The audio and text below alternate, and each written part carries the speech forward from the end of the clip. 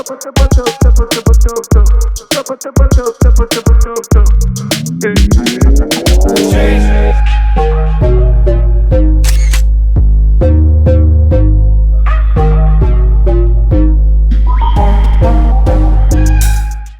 is up, everybody? Welcome back to another episode of the Just Jay podcast.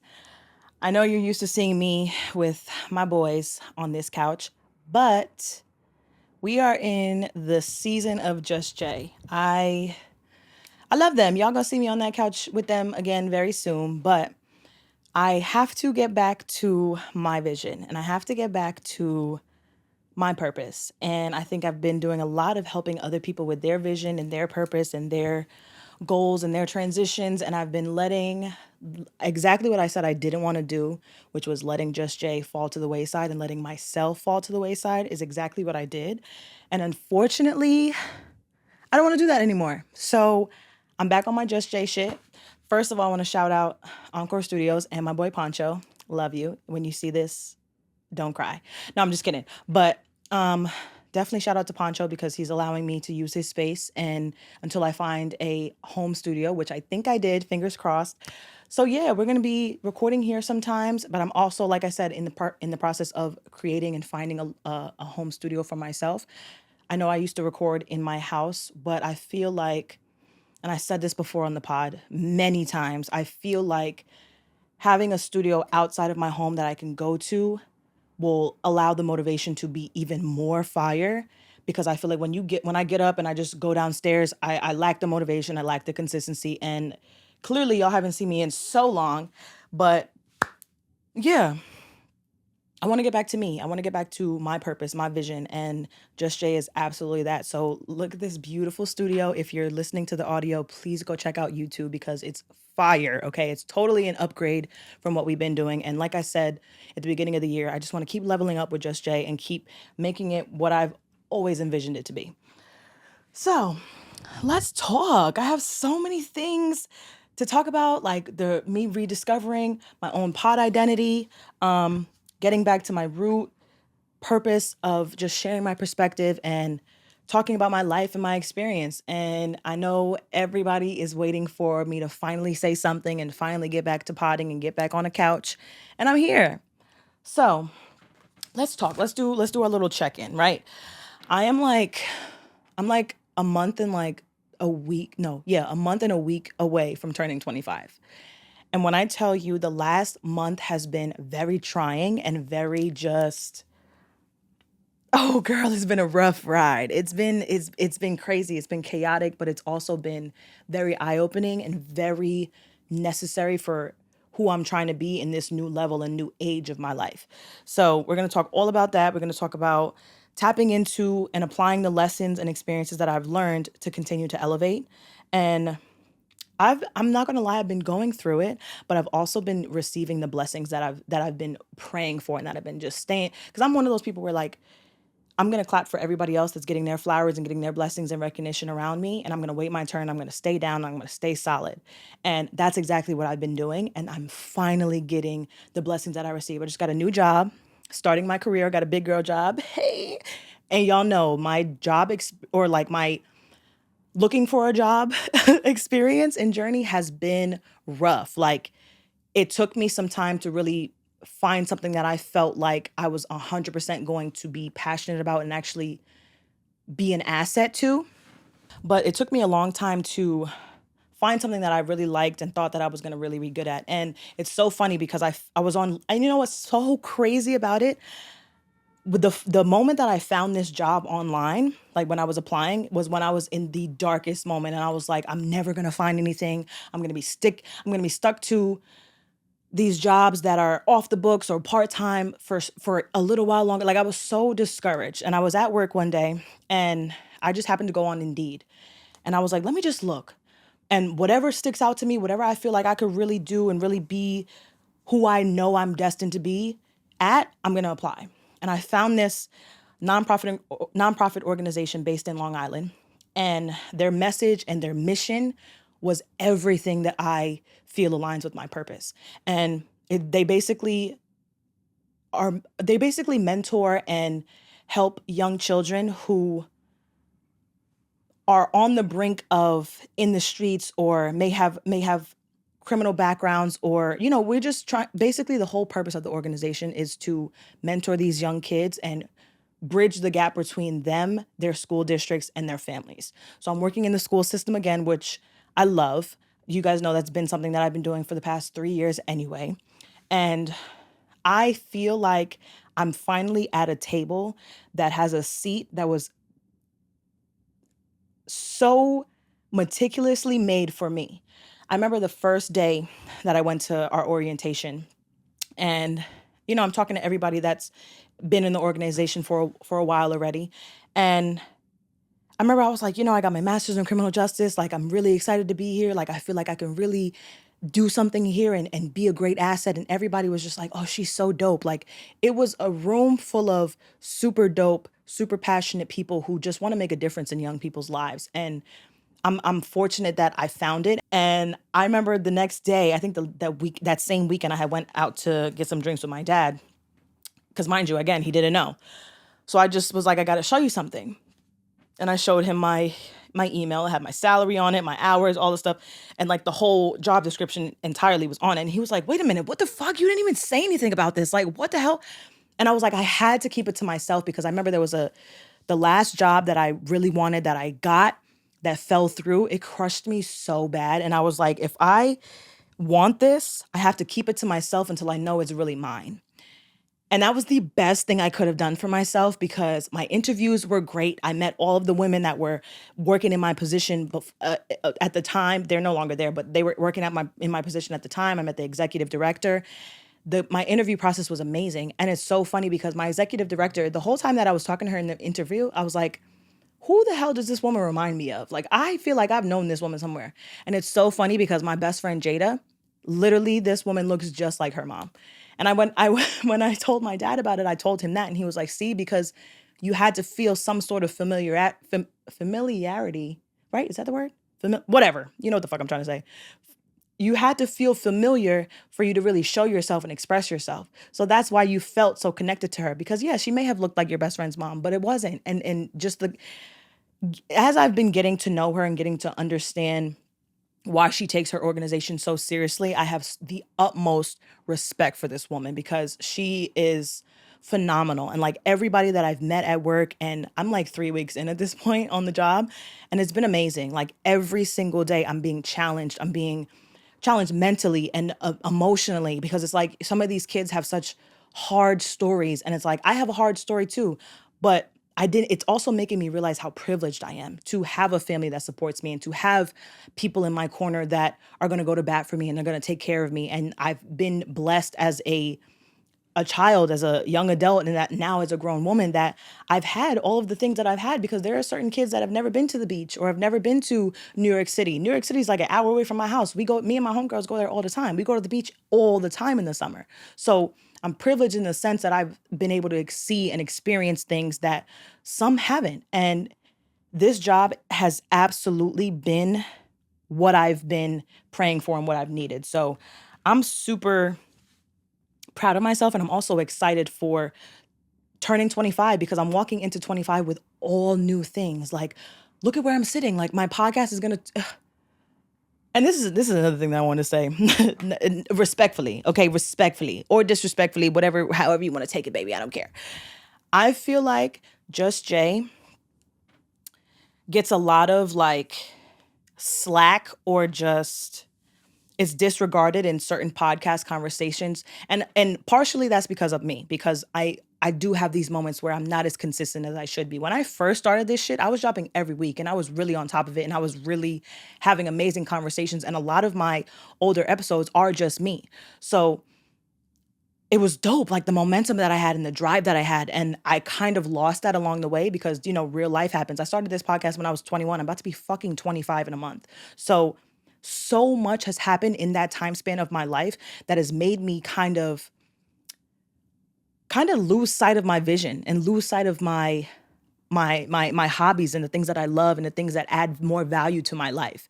And I just want to say everybody that doubts this podcast or everybody that doubts me and what I can do, and I'm telling you, and now that I have this new career, like it's going to give me the opportunity to not only pour more into myself, but pour more into this. And clearly, like I said, if you're watching the YouTube channel, this entirely looks different from what you're used to seeing. So Just Jay is gonna be so fire this year. And it's so funny because, like I said, last month was a trying month for me, and we're gonna get into all of that. We're gonna talk about it all. But I'm I have a different, I was just telling my close friends, I was like, the worst thing a motherfucker could do is give a Taurus woman time to realize why God made her a bull in the first place. Okay? Because I'm back in that mode, and I feel like I'm somebody that has super, super, super big emotions. So when I'm happy and I'm excited about something, I'm super big about it. But when I'm also low and I'm down or I'm upset or I'm angry, those emotions are also even bigger. So when I am happy, people notice that. People gravitate towards that. People love that. But when I'm down, people are like, holy shit, what the fuck is going on with her? She's not usually like this. What is this? So not to say that, and you know what, for so long I was so not ashamed, because I don't want to say I was ashamed of having a big heart or ashamed of feeling the emotions that I feel. But I always tell people, like, I feel things differently than most people. I'm a overly deep person. That's always how I describe myself.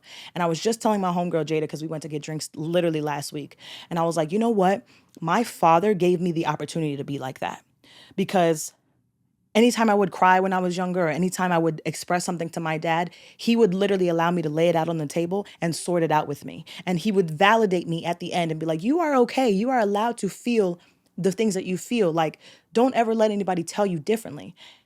And being raised on that mindset has allowed me to be this over lover and this overly passionate and loving person. And sometimes I'm in situations with, like, dating situations where I'm like, damn, am I doing too much? Or am I doing, like, should I tone it down? Should I take a step back? And realistically, like, I shouldn't allow nobody to make me feel like I can't 100% be me. And I can tell that I'm growing because everything feels like a lesson or an opportunity for me to actually be the woman that I've been saying that I am all this time. And I've been tested like crazy in the last month. And I know that I have, because there are certain things that will happen to me. And I'm a Taurus woman, like I just said. So we have ooh, I'm a bull. And if I see red, oh, I'm fucking shit up. But I've also learned I'm trying to be a grown woman. I'm trying to do grown woman things. I can't allow the devil and the things that are sent to test me to knock me off my pivot. And I think, girl, we're going to get into it. Anyway, now my first topic of tonight's podcast is, I saw this clip on Instagram. And a lot of today's episode is going to be the things that I've been seeing on social media, and just, I have to share them with you guys because it's literally, my timeline has miraculously, I don't know if my FBI agent is really in tune with what the fuck I got going on right now, but he is putting the right things on my timeline and on my device, and it's really resonating with me. I seen this girl, she was like, you want it so bad because you've already had it. No, you want it so bad because future you already has it. And that's so crazy to me because, like, we always think like, oh, I want to be in a loving relationship. I want to get married. I want to have this house. I want to have this dream life. I want to have this career. And I want all those things so badly. And when I heard her say that that's because future me already has it, it allowed me to sit back a little bit. I'm not even gonna lie to you, because it's like, I ain't tripping on it because future me has this already. So she gonna get it when she get it. You know what I mean? So I'm at a point where, like,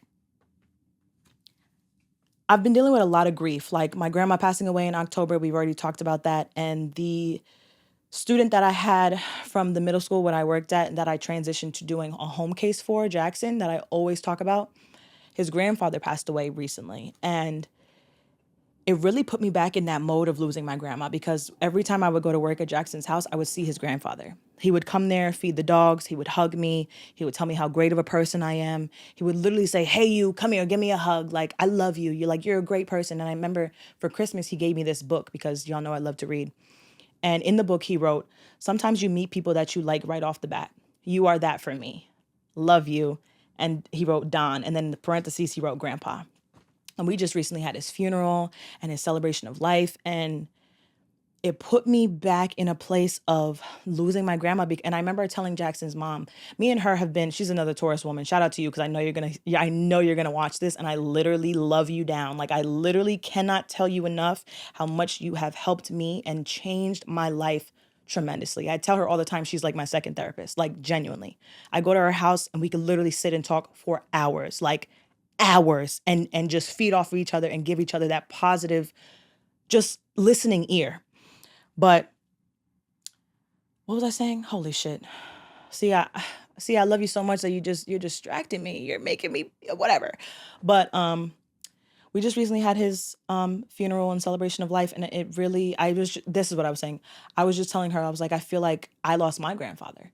And it's so crazy because I have two grandfathers that are living, and like the relationship I had with Don was so much closer than the relationship I had with either one of my grandfathers. And I hate to say that, but that's really the reality of it. And so losing him really, really struck me. And it's so crazy because sometimes like we go through grief is so grief is so profound because you can grieve the people that are, no longer living, but then you also grieve the people that are living, and grieve the experiences and times that you've had with people that are no longer in your life. And I think that's also another thing that I was going through, because when you're looking for something is when it often finds you. And I think when it comes to love, I don't look anymore, because I realize that when you look, you're gonna find something, but it's 9 times out of 10, it's not what you want at all. So I just have this mentality where I don't look for love. Like if a man finds me and he finds me to be somebody that he wants to pursue and, build something with, he's going to have to really find me, because I'm not looking for him. You know what I mean? I have tunnel vision right now. Like I'm looking for things that are going to add to my life and whatever. But and I also feel like I had to come to terms with, stop trying to force men to see my value. They're either going to see it or they're not. And if they're not, you need to get out of my goddamn husband's way, because you're blocking the door. You know what I mean? So like I have such a low tolerance for just the dating in general, because it's like it's just so up and down. And especially right now, the dating pool is shit. I'm sorry. And if you live in New York, oh girl, there's nobody out here. I'm telling you, there's nobody out here. Your husband is not in these fucking streets. He's not in Long Island. He's not in the Bronx. He's not in Brooklyn. I'm telling you, you're gonna have to travel and go outside your comfort zone and take your ass somewhere and go outside of your city to find him, because I'm 100% sure that he's not here. And this is why I was saying, like, we're going to get into the tea, and I'm going to give you guys a little bit of my personal life real quick. But there was this guy that I was talking to, and you know what's so funny? Me and my homegirls give guys nicknames, and the nickname I gave him was Boss Man D-Lo. I don't know why. I don't know why. I don't know why that was the fucking name that I gave him, but it just struck out to me. And then I remember I was telling Pancho, shout out to Pancho, I love you, bro. I was telling Pancho the name that I gave the guy, and he was like, wait a minute, like, I know Boss Man D-Lo is a real person, but like, D-Lo, does that mean he was down low? And I died. I died. So I was just like, okay, let me take the D-Lo part off of it and let me just call him Boss Man. That's why this episode is titled Boss Man. But I was in the shower the other day and I was like, bitch, that's not no boss man. God's the real boss man. What are you talking about? That's why he took you out of that situation, because he heard conversations you didn't hear. He saw things you didn't see. So yeah, the real boss man ripped me away from the fake boss man. Hello. What? Yo, that was a word. Stop it. Quit playing with me. But yeah, like, so basically with that situation, and I don't have nothing bad to say, because respectfully, God put me in that situation. And I've seen this video from Candace Love. If you don't follow her on Instagram, please follow her. She's amazing. But she had basically said that God has this way of going through you by sending you, no, God has this way of using love and relationships to get to you. Sometimes he's going to put people in your life, and it's not supposed to be your husband. It's not supposed to be the person that you procreate with. It's not supposed to be the person that you live happily ever after with. But obviously, as a woman, you're going into and you thinking it's that. Obviously, because my intentions are always pure. So when I meet somebody that I feel like matches my wavelength and is aligned with me, which I did. Hello. Shit, it happens, boo. But sometimes God will bring you people strictly to break your heart. And just, but not even to break your heart in no bitter way, to break your heart in a way to let you know you need to focus on yourself. Now's the time where you really need to lock in and focus on your growth and your purpose and remember who the fuck you really are. So I think that that situation totally was that for me. And like, I'm not even gonna say that I wasn't the problem, quote unquote, because first of all, I wasn't the problem. But was there certain things that I feel like my interaction with this person taught me about myself? Oh, absolutely. Absolutely. I low key feel like he was holding up a mirror to my face and was just pointing out all the things that I still needed to heal from or work on. And I respect that. And I'm the accountability queen. I'm never going to say that I'm perfect. I'm never going to say that I don't do things wrong or I don't handle things wrong, because I absolutely do. And there's absolutely things that I still need to work on. And I'm not ashamed to admit that. But also, when I feel disrespected or played, I take things to a place it really doesn't need to go. Again, that is something that I put on the list of things that I need to heal from and need to understand about myself. But because I was single for a while, when you're single, you're kind of shielded from you're kind of shielded a little bit because you're not putting yourself out there and you're not dating, so you're not allowing another person to really point out your triggers or show you or highlight what you still need to work on. So I think that was totally it. That was my first time really like talking to somebody after like being single. And it was kind of like, damn girl, like you think you the perfect communicator. You think you the perfect um overall person. You think you've healed and done all these things. And like I have. Don't get me wrong, my healing process have been beautiful. It hasn't been linear, but it's been a bumpy road. But there are things that I have totally changed, and I'm definitely 10,000% a better woman than I was before. But there are still things that because I was so shielded and because I wasn't putting myself out there, that I didn't allow a partner or somebody that I was dating to show me these things. So yes, I still operate in my trauma responses sometimes. Yes, I still self-sabotage 110%.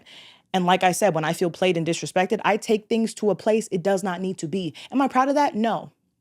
But do I do things? You know what? I'm not even going to say that I take things to a place that they don't need to be, because I think that I've also grown in that aspect as well. Because in this particular situation, I seen something that made me feel disrespected and played, and I got the fuck on. Old me would have took it there. Old me would have violated a little bit differently. My and you know what's funny, because I was just talking to my mom about this situation, and she was like, girl, like you saw something you didn't fucking like and you got on. Like you packed your shit and you got the fuck on, and it's been that ever since. So you know your worth. You're not out here being delusional. You're not out here being dumb. Like you know exactly what you're worth. And also in this particular situation, I wasn't about to allow a person to take me back to a place that I already healed from. I done already been through this with a nigga. I done already seen a nigga play in my face about other females and all that shit. I'm not doing that shit no more. So the minute that I feel like you are playing me, I'm gone. And that's really it. But also, I have an issue with sometimes I'm very reactive, and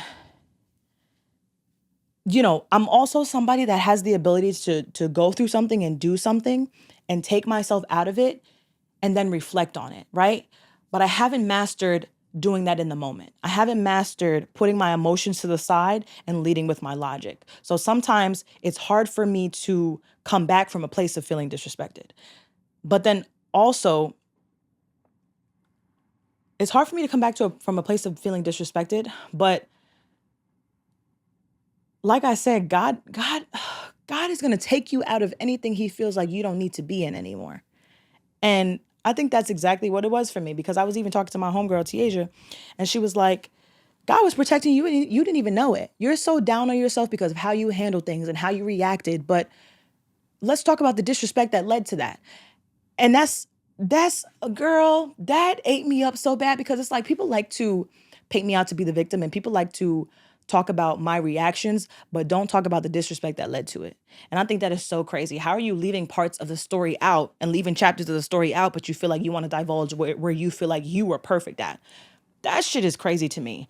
But respectfully, I appreciate everyone and everything that hurts my feelings, and vice versa. Everybody that I've may have hurt their feelings, or I may not have done things right, I appreciate that too, because it gives me the lens and the opportunity to understand perspectives and understand my part that I played in it. Because, I'm, like I said, I'm never going to sit here and paint the picture that, oh, I'm this perfect woman, I don't do anything wrong. No, But there are also certain people that bring certain things out of you. And there are also people that are put in your life to show you different things about yourself. And that's exactly that. And another thing is that I seen this another post on Instagram was you got to remember, you got to realize, or you have to take into consideration how your inner child feels around certain people. And I 100% know my inner child was not comfortable fully in the situation that I was in, which is totally okay. And it's not that I neglected her, but it was to a point where I was so in the midst of, wow, like this new opportunity at love, this new opportunity to put my heart out there, that I wasn't even paying attention to, and in the beginning, everybody's gonna show you who they want you to see. They're gonna show you the version of themselves that they think is the most beautiful and that you're gonna fall in love with, and you're gonna live this happily ever after. And then you start to really get to know a person, and they mask slips. And there are other people start to come out. And I just didn't particularly like this person's other people. And he may not have liked my other people, respectfully. And that's okay, because at the end of the day, God removed me from the situation and removed me from your life. What did Keke Palmer say? Keke Palmer was like, I'm no longer starring in your movie, and it's no longer going to be a top seller because I'm no longer in it. But that's no shade to you, boo. I just don't want to be a cast member no more. That's it. That's it. That's it. That's really it. Like, that's really, really it. And I'm one of those people where, like, I'm going to cry about it. I'm going to grieve people's presence because, again, I am an overfeeler and I am an over lover and I'm over giver. So, like, when I meet good people and I bring you into my circle, you sit at a special place in my heart until I have to take you out of there. And even the fact that I put you in there and I had to take you out is going to hurt me even more, because I thought you were my people. I thought you were going to be, in my circle. And I thought you was going to be somebody that actually I could open my world up a little bit and allow you to come in and get a sneak peek. But I'm totally allowed to still grieve that experience and grieve what I thought that experience was going to be. And I think that crying and getting it out and doing your self-reflection and talking to your homegirls and just being angry and being mad and then moving on and taking the lessons that you learned and applying them to the next situation to be even better for my husband is absolutely what's going on right now. Absolutely. And Dr. Bryant, who's like a life coach on Instagram, I'm sure you guys have seen her. She's phenomenal. She was talking about like her past relationships and her past experiences. And she was like, we need these experiences and relationships to teach us and make us the people that we are today. Because think about your most traumatic or your most toxic relationship and now think about what you learned from that. And think about how that shaped you to be who you are today. Without that experience and without that person, you wouldn't be who you are. So and this is something Candace Love also said, she said, we got to stop painting people out to be these negative people, like, oh, he was a narcissist, he was toxic. No, he was actually an angel, because he actually showed you something that you wouldn't have learned without that experience and without that person. I'm fucking cooking the girls today. Oh my God. And you know what? This is actually a reshoot, because I shot this episode before and I just couldn't even really watch it back for real, because I just knew that I still wasn't in a place to. Don't get me wrong, the episode that I shot, it literally was the same layout and the same topic list that I'm going over right now, but this time it's just more in depth and I actually feel what I'm talking about. And this time I actually, because so much time has passed, it's allowed me to even take an even further step back and be like, okay, no, girl, like, you go on that podcast and talk about this experience for other girls who are probably going through a situation or have to move on from somebody that they didn't want to move on from, and are confused as to why this is happening to me. Because we always do that. We always go to God and be like, oh, heal my heart, take me out of this situation. What? And that is why God uses love and relationships to get to us, because it brings us closer to him when we feel like we are at rock bottom and we feel like we are so upset and so devastated over losing experiences, things, like people, like all of that ties into God's desire for us to just be closer to him. And I know for a fact that he has a beautiful husband for me, waiting to find me.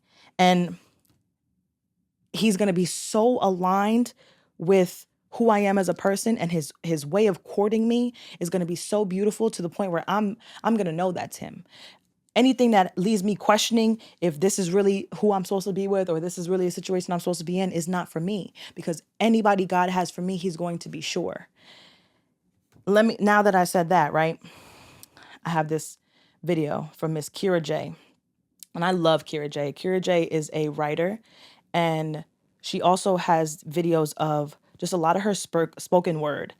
And there's this video that I want to play for you guys because not only did it heal a piece of my heart, and not only did it allow me to understand God's perspective and as to why certain things end and why certain people can't come with you where you going, because I'm going to the top. I always say this, but I always say that I'm one of God's favorites, but we all should be one of God's favorites, right?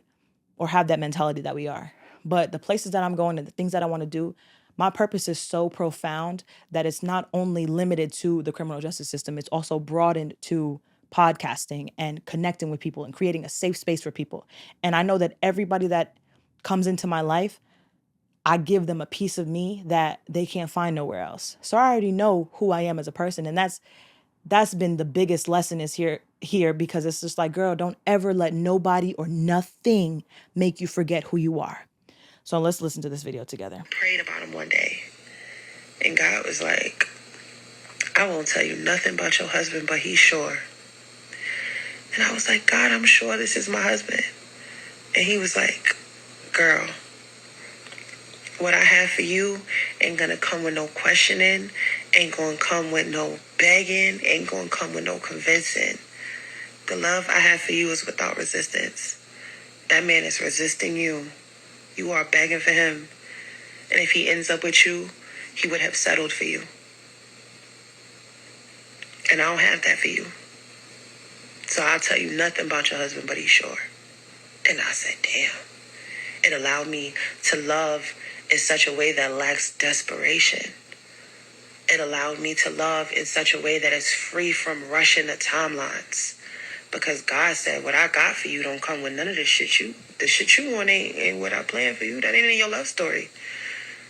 That's not for you. Every time you have to question yourself, just know that ain't what I sent you. Every time you have to beg and plead and when and why, that's not what I sent you. It feels wrong to you because it is not of me. It feels wrong to you because it is not of me. I did not send you that love. And I'm like, but I love him so much. And he's like, that's cute. But if you love me, you listen to how I want you to be loved. And I don't have that for you. I don't have that for you at all, baby. I'll tell you nothing about your husband, but he's sure. And that man is not only not sure about you, he is flat out rejecting you, and you're forcing this. Even if he ends up with you, he would have settled for you because you ain't what he prayed for. You ain't what he prayed for. The husband I got for you is praying for you. I am curating your man. Be patient. My timeline is so much better than yours. My timeline is so much better than yours. I'm curating your love story. Focus on yourself and go do the work that you're supposed to do. Because it's he who finds a wife finds a good thing. What you over here in my ear praying for a man in the first place? That's not the way I designed this. You ain't supposed to be praying for no man. And that's when I wrote, I got ready for you. Well, I said, I owed me all these changes and more. Because we no longer pray for husbands. We become the wives that they pray for. If you don't get off your knees and stop praying for your husband, you're doing it wrong. That's why it's not working. Women, we don't supposed to be out here begging or trying. With the utmost respect, we align and we attract. And it is a man's nature to pursue. And if you ever found yourself trying to pursue a man, just know that's not what God had for you. Ooh. When I've watched that over and over and over again, and it moved me so tremendously, especially the part where she said, I owe myself these changes, because every experience that I've had with relationships, friendships, family members, whatever the case may be, I have learned something new about myself that I needed to learn in order to progress to be the woman that I want to be. And don't get me wrong, the woman that I've envisioned that I would be at 25, I can literally touch her. She's right here in front of me. I understand now.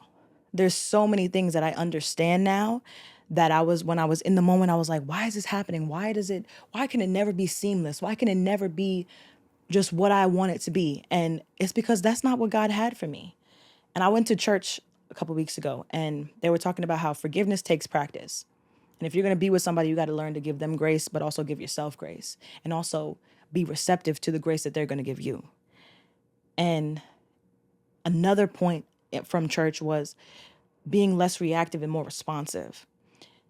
And like I said before, that's something that I know for a fact I have not actually, it's something that I haven't mastered, but I know it's something that I have progressively gotten better at. Because like I said, in this situation, I didn't say nothing. I just left because I knew my worth and I knew what I deserved and I knew where I wasn't going to take myself back to.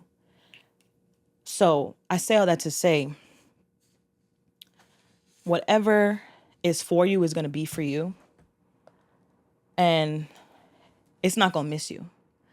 So if certain people and certain things have to leave your life or have to be removed from your life in order for you to really see yourself for who you are, let them go. Let it go.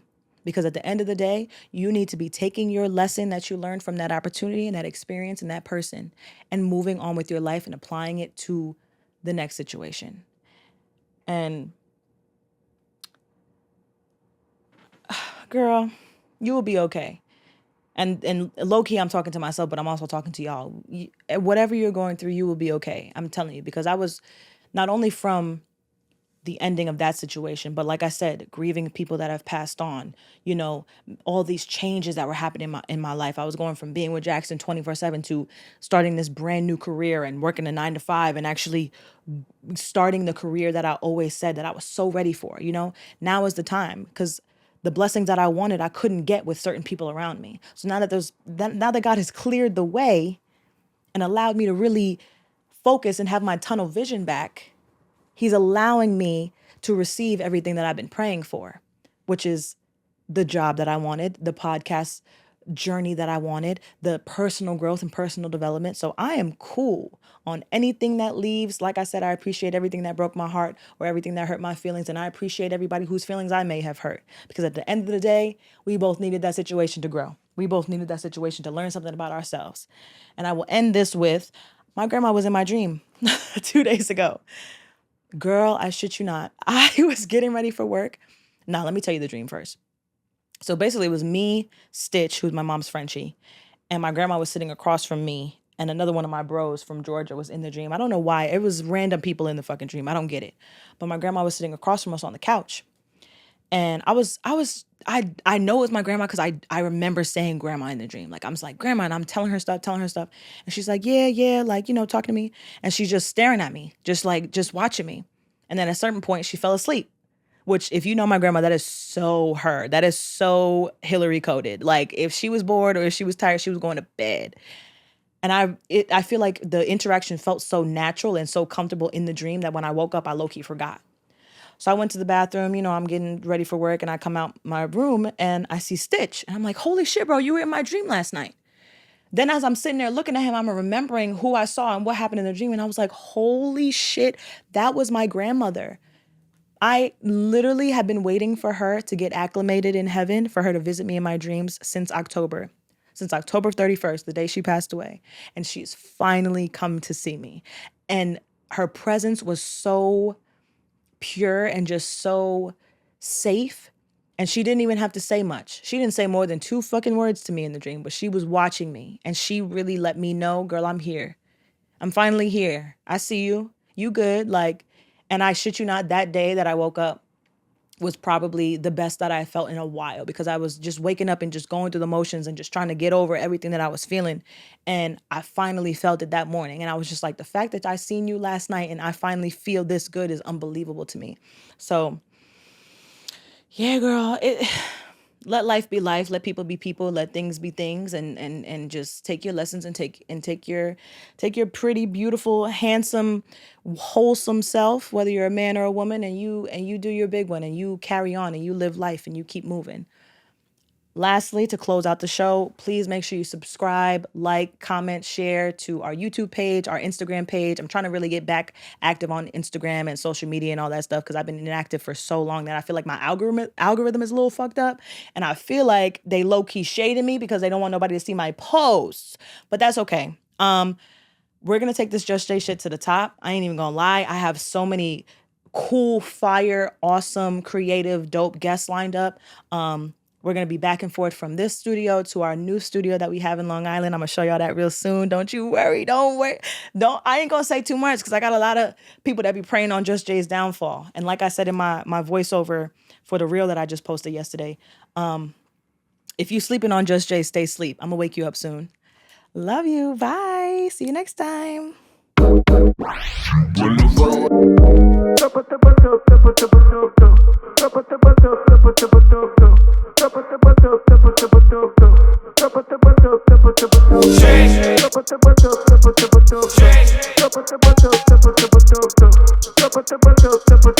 Shake.